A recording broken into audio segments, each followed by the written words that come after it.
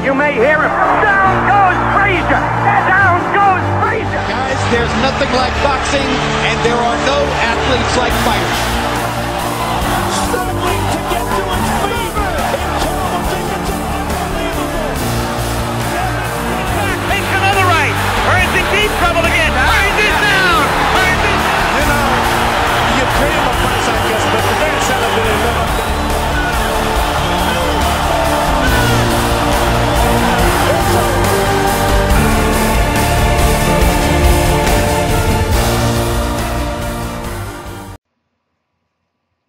What's up, fight fans? J.Cotto. Welcome to J.Cotto's fight page. And today I'm doing my first ever black screen fight news. Sunday edition. I'm doing it for the brother RFN Network, Reef from Newark, who's on a hiatus. Come back soon, brother. But I'm here to give you the fight news for Saturday, which was the fight that everybody thought that Bradley was going to choke on, and the fights that everybody who don't like HBO thought that HBO was going to choke, and they didn't actually choke. HBO did not choke yesterday. They gave us a great program, and well, Lomachenko, you know, yesterday he fought Koasica, and basically took his time pot chiding, but still being very competitive, action-packed as well. His movement was very fluid.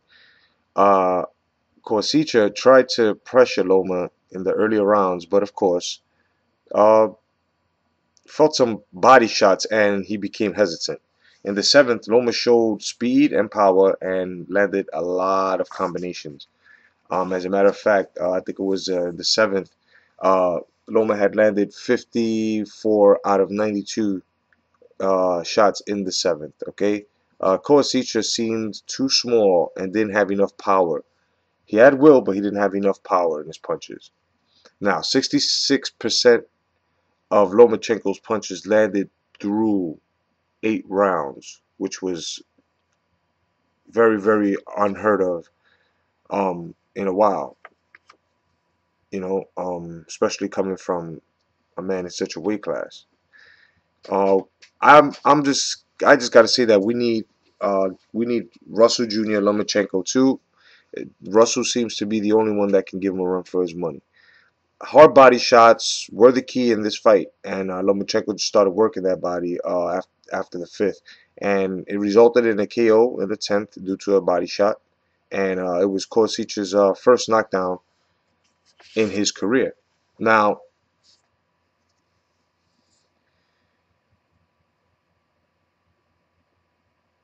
.334 punches were landed, were thrown actually. Then you got Lomachenko's power punches. Man, 64% of his power punches had landed yesterday. That's how accurate and precise Lomachenko was yesterday. Now, the main event, which was Brandon Rios versus Timothy Bradley. Now, I have to say Teddy Atlas saw potential in Bradley, and Bradley just wanted to learn. So basically, it became a perfect teacher-pupil type chemistry going in there. This is my breakdown of what I saw.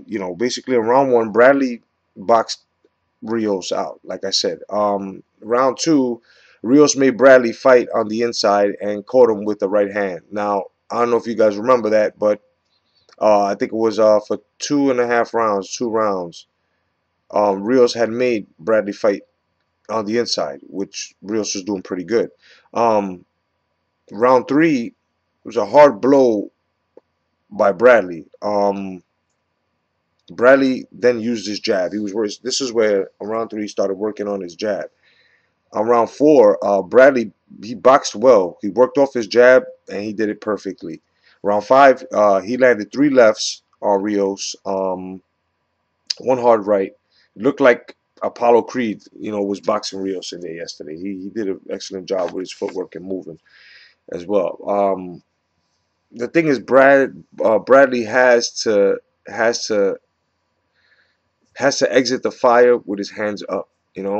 That's why Rios caught him with that nice right.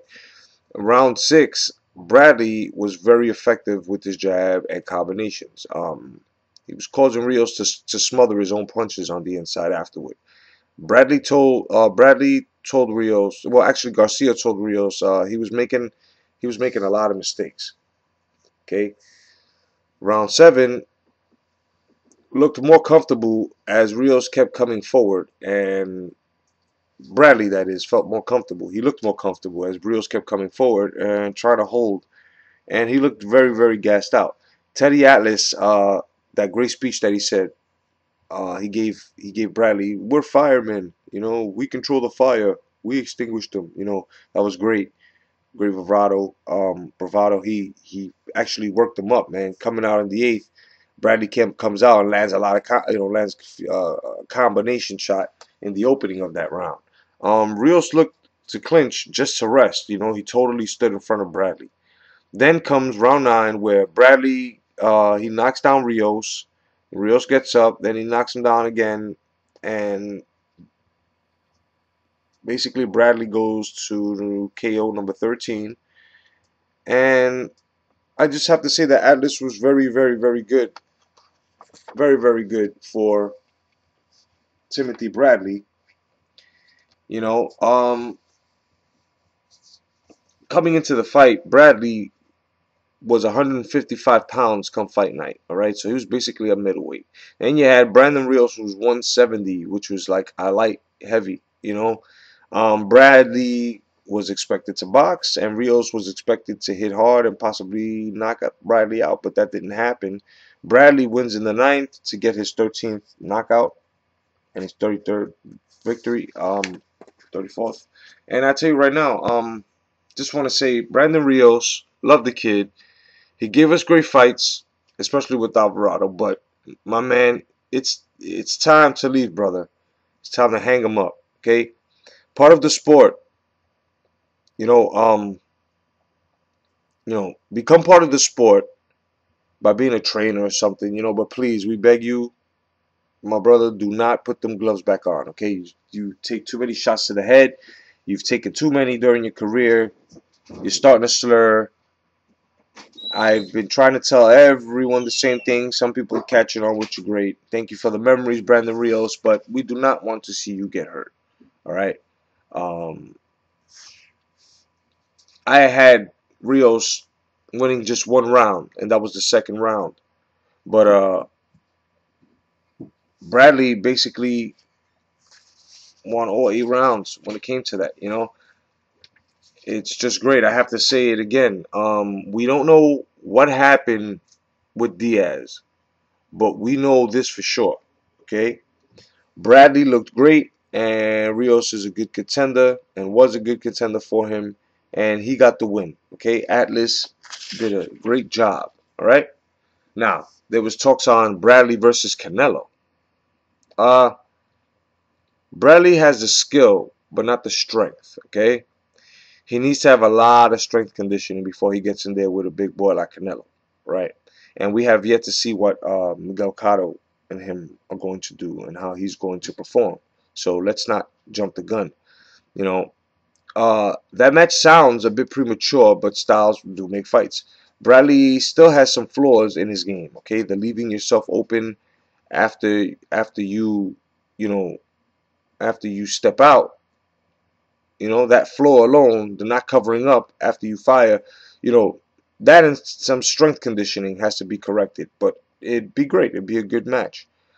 I had mentioned Bradley at junior middleweight way before this, but most thought I didn't know what the fuck I was talking about. But it's coming into fruition, and that's just basically it. Thank you, fight fans. That was your fight news for Saturday. So this is your Sunday fight news. Thank you for joining the fight page. I will be dropping a video on the 24/7 Canelo versus Cotto. Otherwise than that, peace to the YTBC student, 10 players, blood boxing, cigar boxing, Hammer Mustang, Hammer Hawk Mustang. Let me see. The list goes on and on, man. Dilltown, Andrew Sr., you know, Zone 6.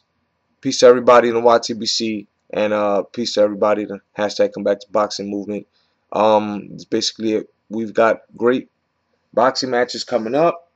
Before I go, let me just give you what we have left on the fight schedule for November through December.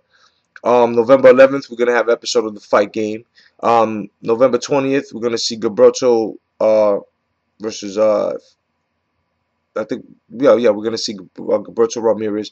November 21st, that's when we get to see Cotto versus Cotto Canelo. Then November 28th, of course, the heavyweight match that's been anticipated for a while, Klitschko Fury. December 19th, we're gonna have a great card. All right, we're gonna have Walters versus Sosa and Jennings versus Ortiz, and that's your fight schedule for HBO Boxing.